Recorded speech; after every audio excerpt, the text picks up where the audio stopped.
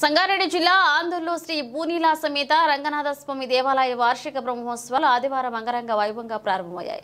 రంగనాథస్వామి బ్రహ్మోత్సవాల వేడుకకు ముఖ్య అతిథిగా రాష్ట్ర వైద్యారోగ్య శాఖ మంత్రి దామోదర రాజనరసింహ హాజరయ్యారు. ఇక ఆలయంలోని ఉత్సవ విగ్రహమూర్తులకు ప్రత్యేక పూజలు నిర్వహించారు.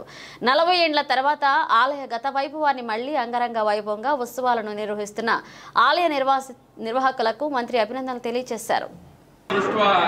పునర్జన్మ ఉండదు. తిరిగినాయి మనము మా తాతలు కానీ ఎప్పుడు కూడా చూడలేదు 2 ఏళ్ల నుంచి. మళ్ళా ఆ పుణ్యఫలాన్ని వారి ద్వారానే లభించింది అనుకోవాలి.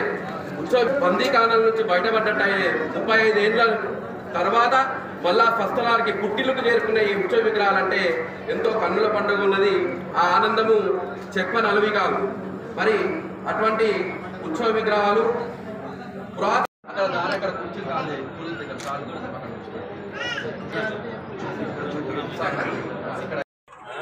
బ్రహ్మాండంగా రంగనాథ స్వామి అందరూ బ్రహ్మోత్సవాలు మొదలైనవి. ఉత్సవ విగ్రహాలు 35 ఏళ్ళ కింద ప్రభుత్వం చేసుకున్నది. మళ్ళీ తిరిగి ఆ ఉత్సవ విగ్రహాలు తీసుకురావడం జరిగింది. స్వామి ఆశీస్సులతో ఈరోజు